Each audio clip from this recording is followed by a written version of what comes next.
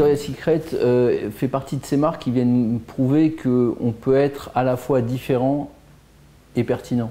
Mais que si on est juste pertinent, donc on est une marque de lingerie qui va venir parler de son produit, dire à quel point il est bien fait, ou à quel point il va faire une jolie poitrine, ou encore une fois avec une double page qui va aller dans la presse, au moment, enfin dans tous les moments clés qu'on connaît, la Saint-Valentin, avant les fêtes, au printemps. À côté, et donc rentrer dans ces canards féminins où on va avoir 90 marques de lingerie qui vont toutes communiquer plus ou moins différemment, mais grosso modo de la même façon. Donc on va encore, c'est comment sortir de je dirais, de ce marasme, de cette espèce de marécage de marques qui partent toutes de la même façon. Alors la pertinence, c'est qu'il s'agit de séduction. Il s'agit de séduction, hein, comme on le raconte de manière différente. Et c'est là tout le génie de cette marque Victoria's Secret, qui considère qu'elle propose un bon produit, et heureusement, d'ailleurs c'est ça qui fait qu'à un moment que ça marche. Mais la différence, c'est comment je vais faire de la séduction en montrant à toutes les femmes qui vont s'acheter cette lingerie qu'au fond, elles vont intéresser les hommes autant que toutes celles que je vais mettre en scène, et de quelle manière. Donc toutes les angels, d'abord on n'appelle pas ça des femmes, on appelle des angels, donc déjà la dénomination même va mettre ces femmes-là à un niveau quasiment ontologique. Hein. Donc c'est magnifique. Le deuxième niveau, on va prendre les meilleurs mannequins du monde. Donc à l'époque c'était Casta, si je ne dis pas de bêtises, au départ Naomi Campbell. Aujourd'hui c'est Alessandra Ambrosio, c'est Miranda Kerr et toute la bande, Gisèle Bündchen et compagnie. Et faire un événement. Donc on rentre dans l'ère du brand content. Le mot est lâché. Donc c'est une des marques qui, les premières, s'est mise en scène, a produit son propre contenu, et en produisant son propre contenu, a généré sa propre audience. Donc c'est la définition même du brand content. Et donc du coup, en générant cette audience, elle a aussi intéressé des médias qui eux-mêmes ont voulu utiliser je dirais les retombées ou le retentissement de ce défilé de Victoria's Secret. Et effectivement, ça devient le premier défilé d'une marque qui devient retransmis en prime time par les plus grands networks autour du monde.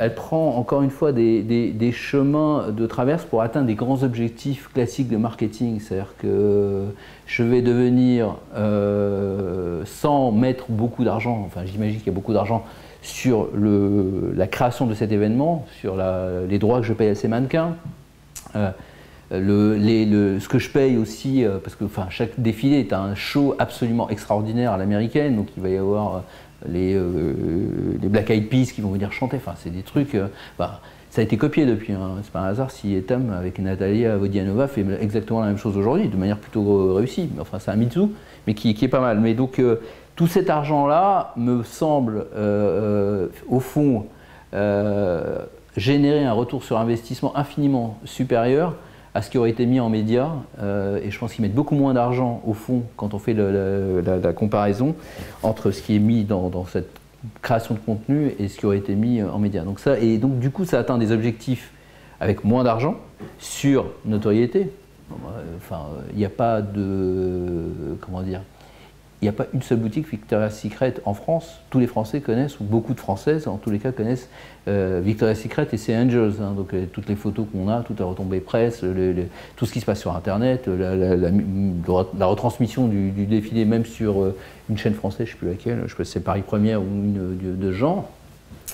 Donc de la notoriété et au fond un leadership mondial sur une catégorie. Là encore, atteindre un leadership mondial sur une catégorie avec un événement qui a lieu dans un seul endroit, mais grâce au retentissement que peut lui donner soit le digital, soit les médias classiques dans le monde entier, voilà une façon aussi intéressante et intelligente, voire remarquable, d'utiliser son argent. C'est toujours la même histoire, c'est une évidence parce que... arrêtons de parler d'évidence, renversons le truc. C'est une évidence à partir du moment où on a bien fait son travail. Mon travail, c'est quoi? J'ai un champ de compétences. Ce champ de compétences sur lequel je dois agir, c'est celui de la séduction. Mais une séduction un peu plus sexuée qu'une séduction parfum ou une séduction H&M d'habillement. Donc là, qu'est-ce que je fais? Je suis un lingerie, il y a un truc qui n'existe pas. Il y a des défilés dans les fringues, mais il n'y a pas de défilés dans la lingerie. En tous les cas, ils ne sont pas aussi médiatisés que le sont les défilés Chanel, Dior ou Saint-Laurent. Donc moi, en tant que marque, je me dis, bah, j'ai peut-être un chemin à prendre. Donc je vais créer mon propre défilé, mais plutôt que de le faire à l'économie, je vais prendre les plus grands top modèles du monde. C'est là où ça devient génial, c'est-à-dire où évident, c'est qu'à partir du moment où je prends le risque de mettre de l'argent sur une idée à laquelle je crois. Alors l'argent, est-ce qu'il y en a beaucoup, pas beaucoup, je ne sais pas, mais en tout cas, il y a un moment donné, je décide de mettre mon argent sur une idée à laquelle je crois. Et l'idée marche. Alors quand l'idée marche, ça devient évident.